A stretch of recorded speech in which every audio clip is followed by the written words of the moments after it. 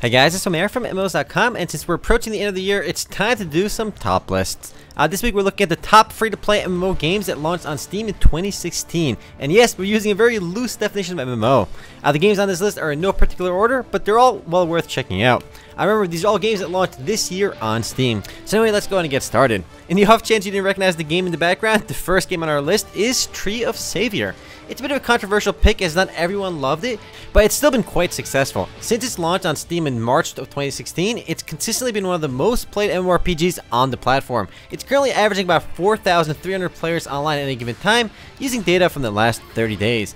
Tree of Savior launched with an incredible amount of hype, which probably explains why a lot of people were disappointed with it. Even though it's no Ragnarok Online, in my opinion, it's still a pretty solid MMORPG with excellent music. It still does a lot right and is fun, even though it is a bit grindy. And by a bit grindy, I mean really grindy. It's also the most played MMORPG on Steam after Path of Exile. If you haven't played Tree of Savior yet, it's well worth checking out, IMO.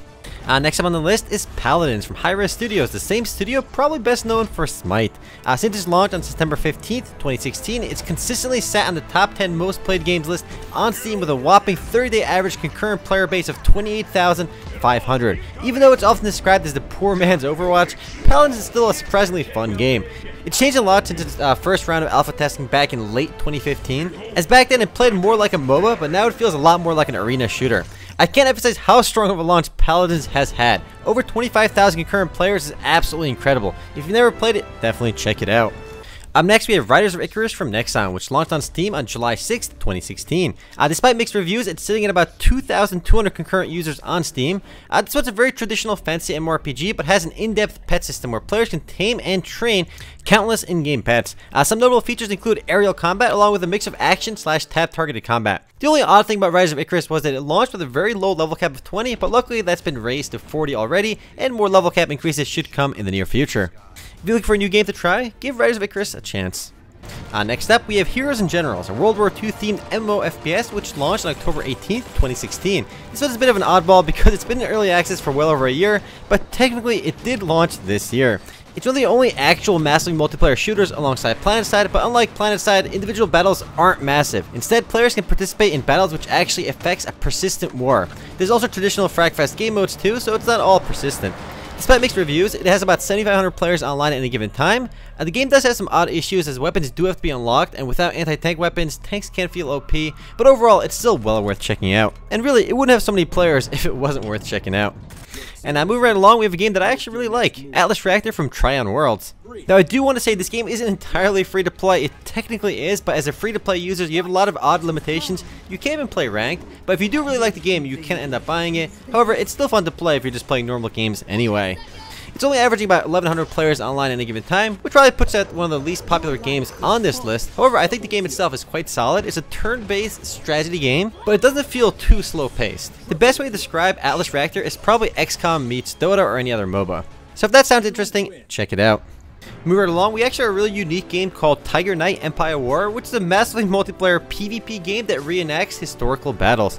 And probably the best way to describe it is Dynasty Warriors. Just look at the gameplay, it looks a lot like Dynasty Warriors. This one's well worth mentioning because it's actually unique. There really aren't that many games trying new things, so we want to give a shout out to Tiger Knight for at least doing something different. Over the past 7 days, it's been hitting about 4,000 concurrent users, which is still quite good. The game itself is developed by a company called NetDragon, which hasn't released too many games in the West. In fact, they are the company that owns TQ Digital, which is best known for Conquer Online. So yeah, the guys that made Conquer Online ended up making Tiger Knights, which is impressive because it's been a while since Conquer Online came out. This one is definitely worth checking out as well, mainly because it is radically different from every other game on this list, and radically different from most free-to-play MMOs. Up next, we have Shadowverse, an online collectible card game. So yes, we are using the term MMO quite loosely, and it launched on Steam on October 27th, 2016, and it's doing really well already. The game is hitting about 4,500 concurrent users at any given time, which is quite good, and it's made by the same people that made Rage of Bahamut. It's actually a really popular card game in Japan, and actually only recently made its way over to the West. The game itself already launched with 400 plus cards, which is quite good, because a lot of card games don't have enough cards at launch, and it kind of limits your deck building capabilities, so you have 400 cards at launch, which is quite good. If you like CCGs, definitely check out Shadowverse. The art is absolutely gorgeous, and of course it's anime-inspired art because it is from Japan. It's also one of the few free-to-play online Japanese games that made it to the West. A lot of these Japanese games seem to stay in Japan.